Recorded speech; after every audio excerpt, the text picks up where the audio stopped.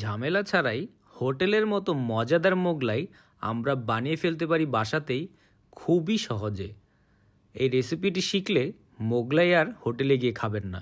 তো চলুন আপনাদেরকে রেসিপিটি দেখিয়ে দিচ্ছি। প্রথমেই লাগবে আমাদের ময়দা, তারপর দিয়ে দিব সামান্য লবণ, আর তার সাথে দিব তেল। এই সবগুলো উপকরণকে একসাথে আমরা খুব ভালোভাবে মিক্স করে নেব। মিক্স করার সময় অবশ্যই খেয়াল রাখতে হবে ময়দায় যাতে কোথাও দলা পেকে না থাকে। আপনারা কে কোথা থেকে আমার এই ভিডিওটি দেখছেন অবশ্যই কমেন্টের মাধ্যমে জানাবেন, আমি আপনাদের সবার কমেন্টের উত্তর দিব।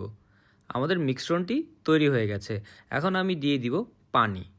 সুন্দর করে মিক্স করে আমরা একটি ডো তৈরি করব।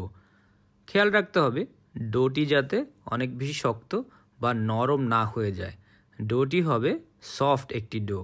এখন এটিকে ঢাকনা দিয়ে আমরা রেস্টের জন্য রেখে দিব 15 মিনিটের মতো। 15 মিনিট রেস্ট হওয়ার পরে ডোটিকে আমরা বের করে নিয়ে আসব। এরপরে এর উপরে আমরা দিয়ে দিব সামান্য তেল। তেল দিয়ে আমরা ভালোভাবে ডোটিকে মাখিয়ে নিব। এরপরে একটা বেলুনির সাহায্যে আমরা রুটির মতো করে একে বেলে নিব। আর আমাদের অবশ্যই খেয়াল রাখতে হবে যখন এটিকে আমরা রুটির মতো বানাবো যাতে খুবই পাতলা একটি রুটি হয়, যাতে মোটা না হয়। এখন দিয়ে দিব পেঁয়াজ, তার সাথে ধনিয়া পাতা, এরপর দিয়ে দিব কাঁচামরিচ, তারপরে দিব সামান্য লবণ, চাট মশলা আর একটি ডিম। ডিম চাইলে আপনারা একটির জায়গায় 2টিও ডিম দিতে পারেন। এরপরে আমরা সবগুলো উপকরণকে একসাথে মাখিয়ে ভালোভাবে রুটির ভিতরে লাগিয়ে দিব। লাগানো হয়ে গেলে আমরা এই রুটিটিকে ভাঁজ করে ফেলব। ভাঁজ করার সময় অবশ্যই খেয়াল রাখতে হবে ভিতরে ডিমের মিশ্রণ যাতে কোনোভাবে বের না হয়ে আসে।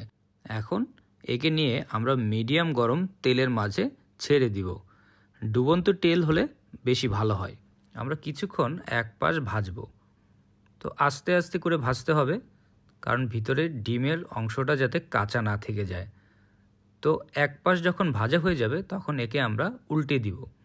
উল্টে আমরা অন্য পাশ ভাজা শুরু করব। তো আমরা ততক্ষণ পর্যন্তই ভাজবো যতক্ষণ পর্যন্ত এর গায়ের রং ব্রাউন কালার না হয়ে যায়।